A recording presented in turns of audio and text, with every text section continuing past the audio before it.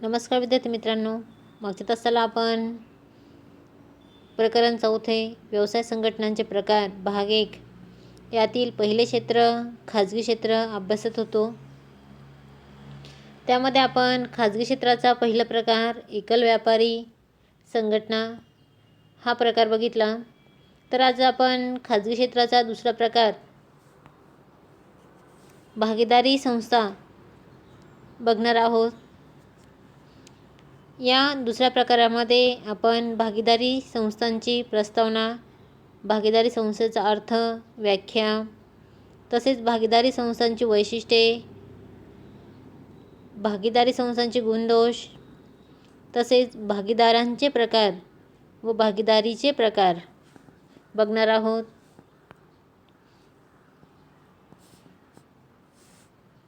त्या अगोदर भागीदारी संस्थांचा आपल्याला प्रस्तावना बघायची आहे.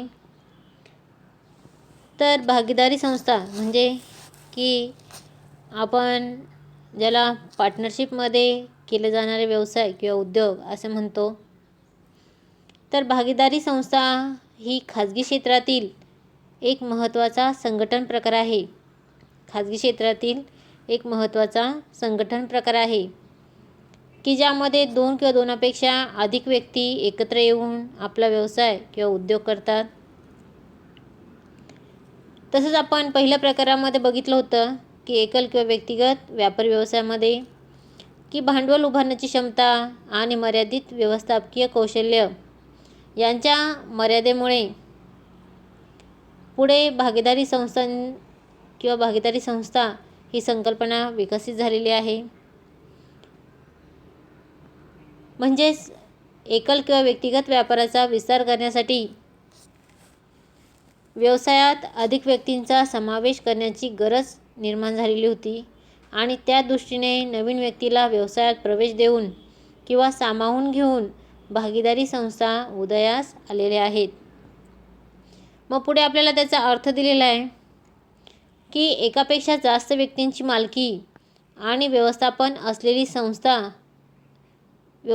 असलेली व्यवसाय संस्था जिथे सर्व भागीदार व्यवसायातील नफा आणि तोटा तसेच जबाबदारींची वाटणी करतात तेव्हा त्यास भागीदारी संस्था असे म्हटले जाते.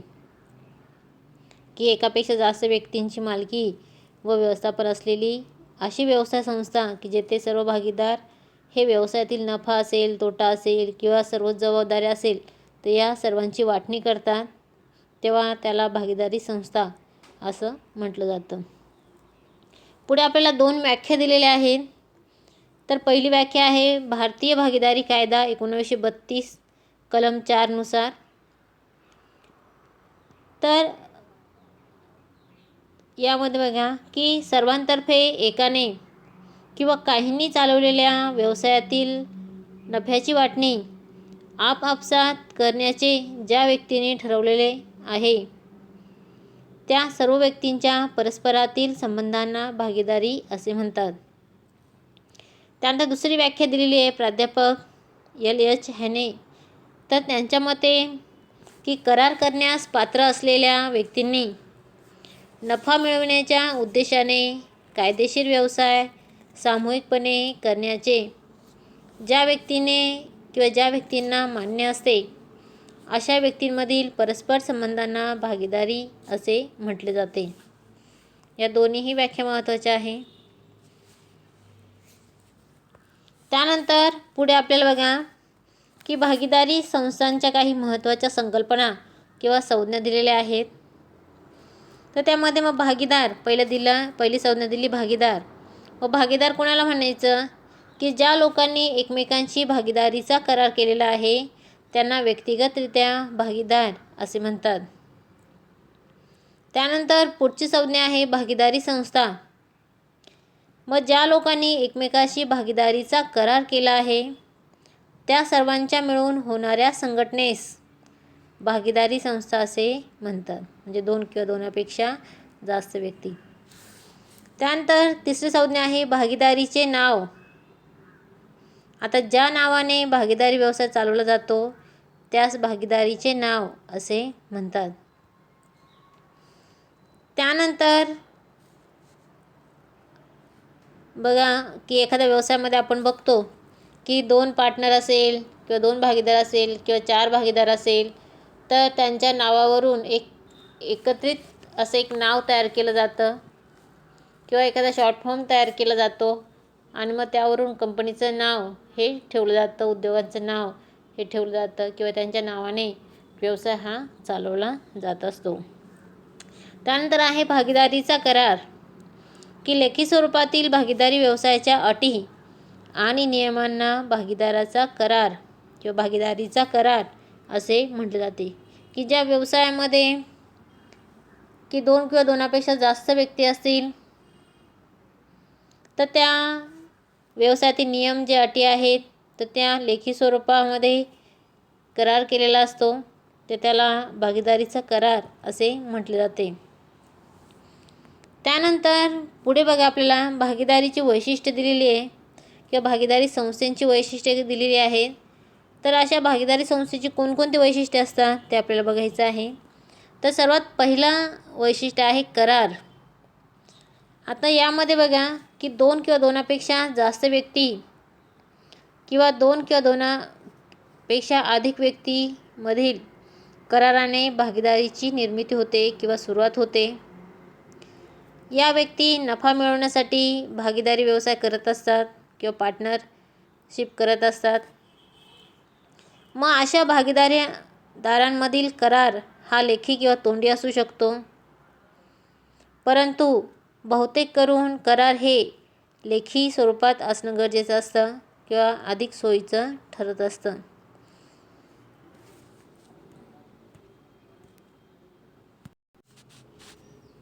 त्यानंतर दुसरं वैशिष्ट्य आहे संयुक्त मालकी. आता भागीदारीमध्ये सर्व भागीदार हे संयुक्त मालक असतात.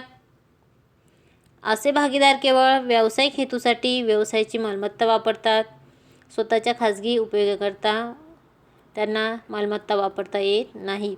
फक्त व्यावसायिक किंवा व्यवसायाच्या हेतूसाठीच ते मालमत्ता किंवा व्यवसायाची मालमत्ता वापरू शकतात.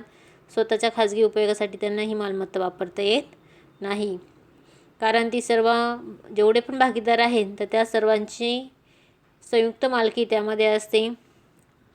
त्यानंतर पुढचं वैशिष्ट्य आहे संयुक्त व्यवस्थापन.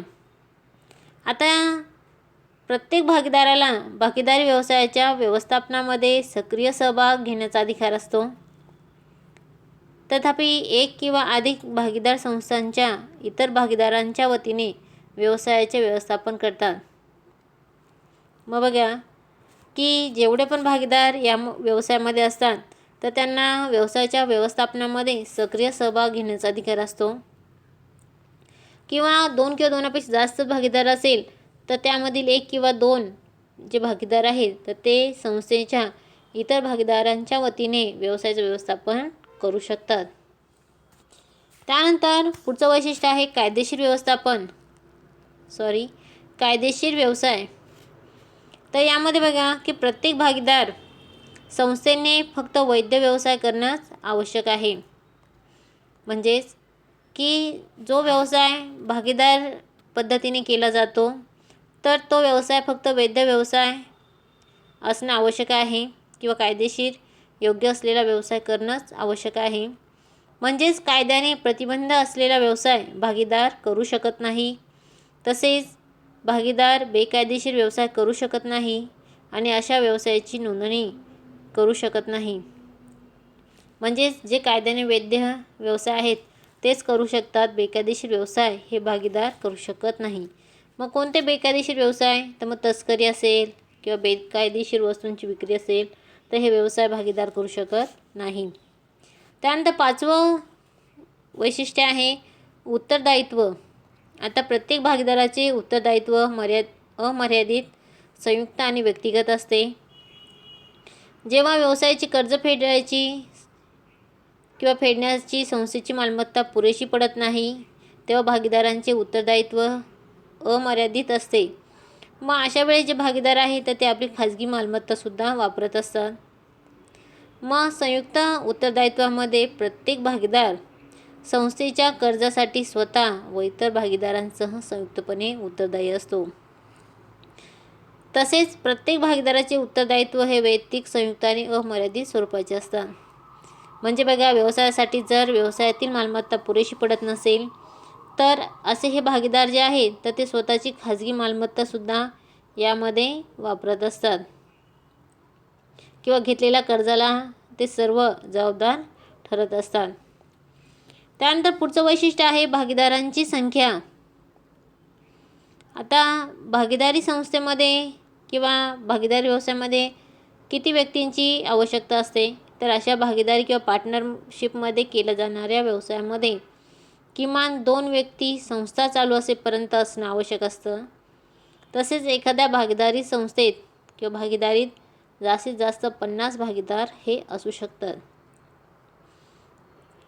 म्हणजे कमीत कमी 2 व्यक्ती किंवा जास्तीत जास्त 50 व्यक्ती किंवा भागीदार असणं आवश्यक असतं किंवा असू शकतात. त्यानंतर पुढचं वैशिष्ट्य आहे प्रधान अभिकर्ता संबंध. आता यामध्ये बघा की प्रत्येक भागीदार हा व्यवसायाचा संयुक्त मालक असतो. भागीदारी संस्थेच्या व्यवस्थापनामध्ये भागीदार हे भाग घेत असतात व प्रत्येक भागीदारीमध्ये भागीदारांची भूमिका ही दुहेरी असते.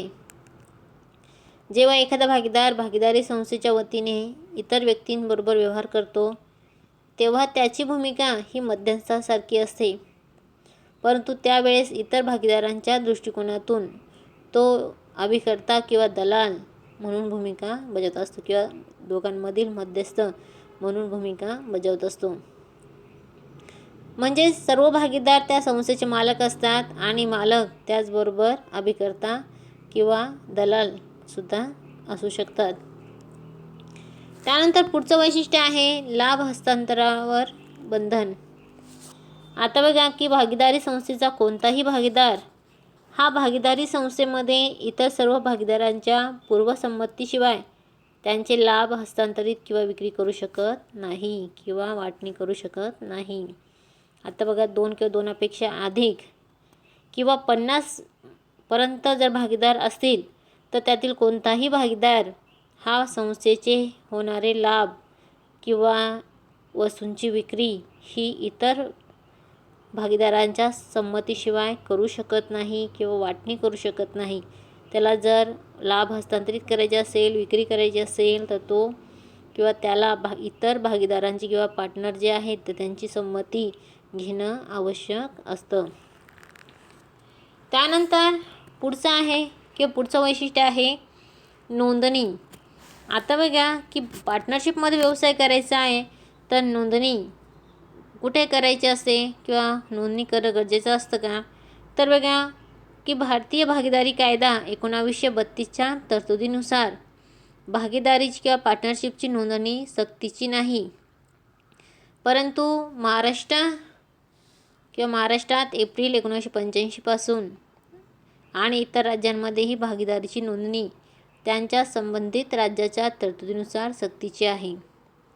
तर भागीदारांची इच्छा असेल तर ते नोंदणी करू शकतात.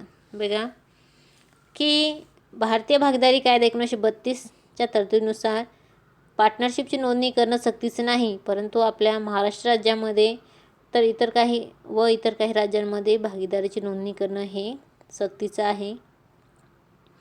त्यानंतर पुढचं वैशिष्ट्य आहे नफा आणि तोट्याची विभागणी. आता बघा की व्यवसायाला मोठ्या प्रमाणावर नफाही होत असतो किंवा एखाद्या वेळेस मोठ्या प्रमाणावर तोटाही होत असतो. तर मग अशा नफा आणि तोट्याची विभागणी विशिष्ट प्रमाणात करण्याचे भागीदार मान्य करतात. अशा नफ्या व तोट्याची वाटणी ही भांडवलाचे स्वरूप, सेवा सुविधा आणि भागीदारांच्या नावलौकिकावर अवलंबून असते. मग भागीदारी करारामध्ये नफा आणि तोटा वाटणीचं नमूद केलेलं नसेल तर नफ्या तोट्याची विभागणी समप्रमाणात होते. बघा जो आधी व्यवसायाच्या सुरुवातीला करार केला जातो तर त्यामध्ये सुरुवातीला नफा आणि तोट्याची वाटणीचे प्रमाण हे नमूद केलेलं असतं, परंतु जर नमूद केलेलं नसेल तर नफा आणि तोट्याची विभागणी ही समान प्रमाणात केली जाते. होणारा नफाही समान प्रमाणात वाटला जातो आणि झालेला तोटाही समान प्रमाणात त्याची वाटणी केली जात असते. त्यानंतर पुढचं वैशिष्ट्य आहे भागीदारांची समाप्ती किंवा भागीदाराची समाप्ती. मग बघा की इतर भागीदारांना लेखी स्वरूपात सूचना देऊन भागीदार स्वतः राजीनामा देऊ शकतो. मग 2 किंवा 2पेक्षा अधिक भागीदार असेल आणि त्यातील काही भागीदारांना जर या पार्टनरशिपची जर समाप्ती करायची असेल, व्यवसायातून निघून जायचं असेल, तर त्यासाठी लेखी स्वरूपामध्ये सूचना ही इतर भागीदारांना द्यावी लागते किंवा राजीनामा लिहून हा द्यावा लागत असतो. तसेच फसवणुकीच्या कार्यासाठी देखील भागीदारी संस्थेमधून भागीदाराला बाहेर काढले जाऊ शकते. म्हणजे जर काही भागीदारांपैकी किंवा 2 किंवा 2पेक्षा जास्त जे ते भागीदार असतात, तर त्यामधील काही भागीदारांनी जर फसवणूक केली तर त्यांनासुद्धा या भागीदारी संस्थेतून बाहेर काढलं जाऊ शकतं. त्यानंतर पुढचं शेवटचं वैशिष्ट्य आहे विसर्जन. आता सर्व भागीदार, सर्व पार्टनर विसर्जन करण्यास सहमत असतील तर या भागीदारी संस्था कोणत्याही वेळी विसर्जित केली जाऊ शकतात. म्हणजे बघा, जेवढे पण पार्टनर असतील तर त्यांनी सहमत किंवा त्यांचं एकमत झालं की आपल्याला हा व्यवसाय किंवा उद्योग हा बंद करायचा आहे, ही संस्था बंद करायची आहे, तर ते त्याचं विसर्जन किंवा ते बंद करू शकतात. किंवा मग भागीदारी संस्था ही भागीदाराच्या मृत्यू, दिवाळखोरी किंवा वेडसरपणामुळे सुद्धा विसर्जित होऊ शकतात. तसेच भागीदारी करारनाम्यात निरंतरतेचा उल्लेख असेल तर संस्था कार्यरत राहू शकते. अन्यथा उपरोक्त घटनांमुळे भागीदारी संस्था किंवा पार्टनरशिपमध्ये चालणाऱ्या संस्था संपुष्टात येऊ शकतात. तसेच कुठल्याही क्षणी भागीदारांची संस्था एक किंवा एका भागीदारापर्यंत घसरली तर ही भागीदार संपुष्टात येते किंवा भागीदारी संपुष्टात येते. म्हणजे बघा की भागीदारी किंवा पार्टनरशिपमध्ये व्यवसाय करायचा असेल तर आपल्याला 2 किंवा 2पेक्षा जास्त व्यक्तींची आवश्यकता असते. व्यवसायामध्ये एक व्यक्ती असेल, एक भागीदार असेल तर ही संस्था संपुष्टात येऊ शकते, बंद होऊ शकते. तर अशा प्रकारे आज आपण खाजगी क्षेत्राचा दुसरा प्रकार भागीदारी संस्था हा बघितला. त्यामध्ये आपण अर्थ, व्याख्या आणि भागीदारी संस्थेची वैशिष्ट्ये आपण बघितली. पुढच्या तासाला आपण भागीदारी संस्थांचे कोणकोणते गुण आहेत किंवा कोणते दोष आहेत ते आपण अभ्यासणार आहोत. तोपर्यंत धन्यवाद.